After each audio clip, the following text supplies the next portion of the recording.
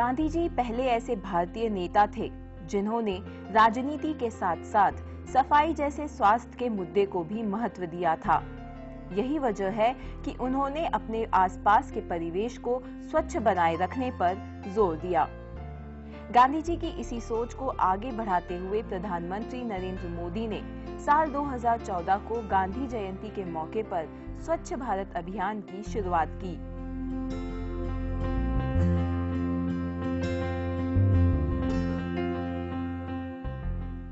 इस अभियान से देश की कई हस्तियां तो जुड़ी ही, लेकिन साथ ही आम जनता ने भी इसमें बढ़ चढ़कर हिस्सा लिया।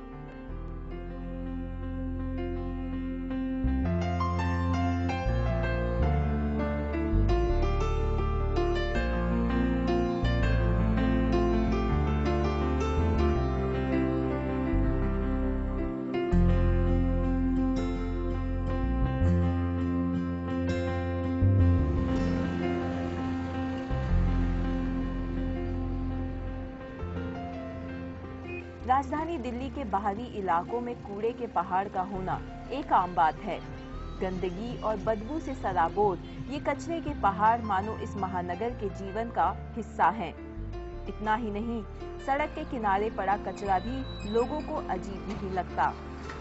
ये कचरा न सिर्फ बीमारी फैलाता है, बल्कि इसे खाकर हमारे मवेशी भी बीमार पड़ जाते हैं, कई बार तो मर भी जाते हैं।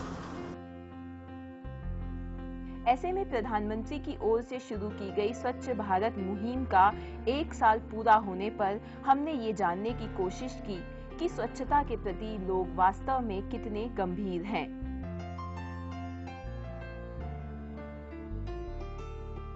इसी खोज में हम पहुंचे दिल्ली से सटे नोएडा की एक सोसाइटी में। इस सोसाइटी में कचरे के निष्पादन के लिए विशेष तकनीक का इस्तेमाल किया जा रहा है। यहाँ बेंगलुरु स्थित एक कंपनी ने अपना प्लांट लगाया है। ये प्लांट घरों से निकलने वाले जैविक कचरे को खाद में बदलने का काम करता है। रोजाना सुबह ये लोग अपने कचरे के डिब्बों के साथ निकलते हैं। सोसाइटी के अलग अलग घरों में जाकर ये लोग कचरा एकत्रित करते हैं।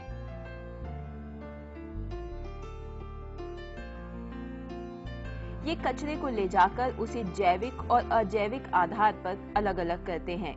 यहाँ रहने वाले लोग भी अपने घरों में दोनों कचरों के लिए अलग अलग डस्टबिन का इस्तेमाल करते हैं।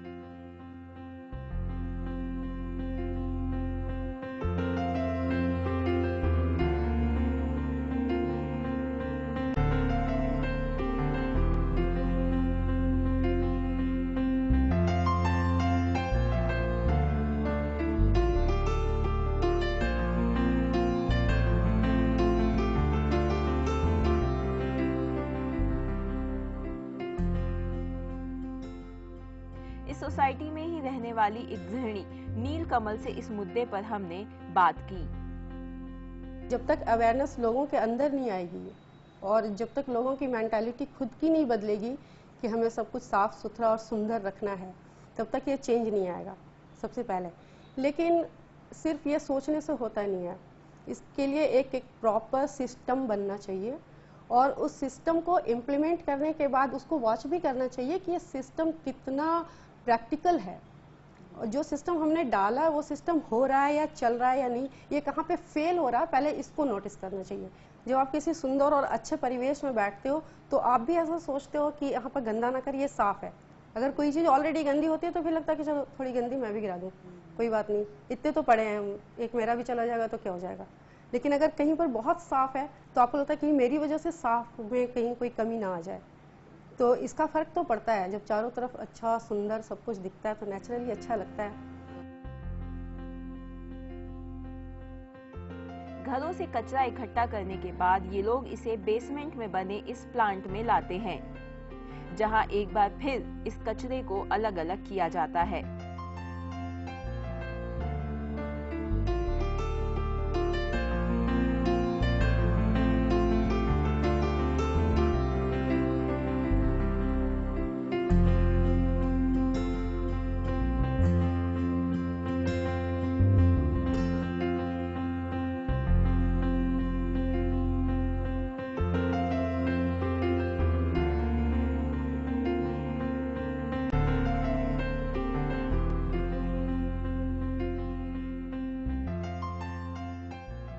अजैविक कचरे को अलग करने के बाद जैविक कचरे का वजन किया जाता है।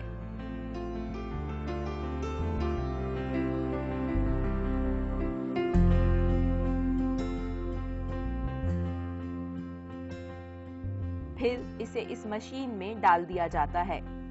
इस मशीन में ये कचरा 24 से 30 घंटे तक रहता है। इस प्रक्रिया में ये जैविक कचरा खाद में तब्दील हो जाता है। हमारा वेस्ट जो होता है दो तरीके का होता है, एक होता है ऑर्गेनिक वेस्ट और एक होता है इनऑर्गेनिक वेस्ट। ऑर्गेनिक वेस्ट में हमारा जितना भी आपका किचन वेस्ट निकलता है, आपका गार्डन वेस्ट होता है। किचन वेस्ट में आपके हो गई फ्रूट्स के पील्स हो गए, वेजिटेबल पील्स हो गए, और जितना भी बचा हुआ खाना होता है वो सारा हमारा आता है ऑर्गेनिक वेस्ट में। बाकी आता है हमारा पॉलीथीन वगैरह, कांच, शीशा, these all things are inorganic waste. So we are spreading awareness to segregate these waste, these kind of waste. So after that, जो organic waste होता है हम लोग घर door to door, floor to floor जाके इकट्ठा करते हैं एट गॉर्सन्स। हम यहाँ पे अभी नोएडा में हमने प्रोजेक्ट ऑलरेडी स्टार्ट कर दिया है। तो we are collecting from door to door and we are getting it over here.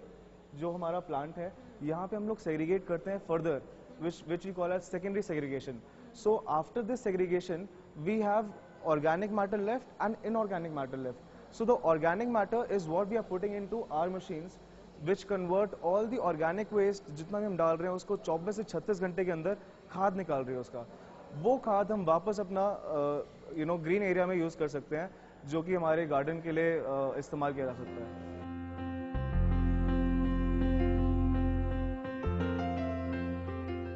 फिलहाल ये कंपनी दिल्ली एनसीआर समेत कई जगह पर कचरे को खाद में बदलने का काम कर रही है।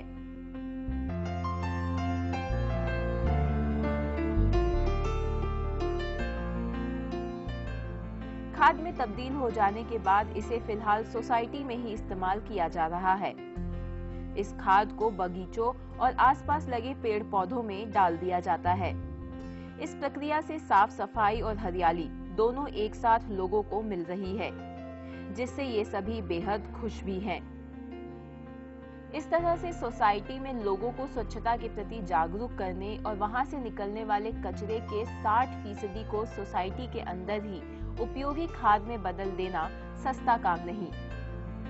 लेकिन देश को स्वच्छ बनाए रखने में व्यवसायियों की जिम्मेदारी भी उतनी ही है जितनी कि किसी समाज सेवी की। शायद यही वजह है कि बिल्डर ने इस प्लांट को यहाँ लगाया है। मोदी जी ने जो ये ड्राइव चलाया है उससे सभी लोगों को ये लगता है कि वो जिस स्तर पे है उसको किस तरह से किया जाए, और हमारी रिस्पॉन्सिबिलिटी और बन जाती है कि जब हम टाउनशिप्स का निर्माण कर रहे हैं और वहाँ पर 20-20, 25-25 हज़ार लोग आके रहेंगे तो उसको जो है और उसमें रिस्पॉन्सिबिलिटी बढ़ जाती है। तो पहले तो ज़्यादातर यही था, लोग कलेक्शन और सेग्रीगेशन तक ही जाते थे, लेकिन हमने इसको थोड़ा सा और आगे ले जाने की कोशिश करी कि कूड़े का जो कलेक्शन है और उसका ट्रीटमेंट है उसको और किस तरह से इनोवेटिव तरीके से, उसमें किस तरह से टेक्नोलॉजी का यूज़ करते हैं। तो अब वहाँ पर क्या हो रहा है कि जो भी घरों में चाहे पार्टी होती है या घर का जो किचन का वो होता है, वो 24 घंटे के अंदर वो खाद में कन्वर्ट हो जाता है। जो खाद जो है एक सेलेबल प्रोडक्ट है या वो लैंडस्केपिंग में जो है वो यूज़ होता है, और ये आने वाले टाइम के अंदर एक बहुत बड़ा मूवमेंट जो है वो बन जाएगा। हमारे रफ एस्टीमेट के हिसाब से करीबन 10,000 टन कूड़ा इन दोनों टाउनशिप से हम एनुअली जो है ट्रीट कर देंगे, जो कि बाहर कहीं जाएगा नहीं। प्रधानमंत्री की ओर से शुरू हुए स्वच्छ भारत अभियान को आज 1 साल पूरा हो गया। इस 1 साल में आम जनता ने ऐसा बहुत कुछ किया है जिससे कि उनके आसपास का परिवेश साफ और स्वच्छ हो सके। हम उम्मीद करते हैं कि लोग आगे भी ऐसे ही अपने परिवेश को स्वच्छ बनाए रखेंगे।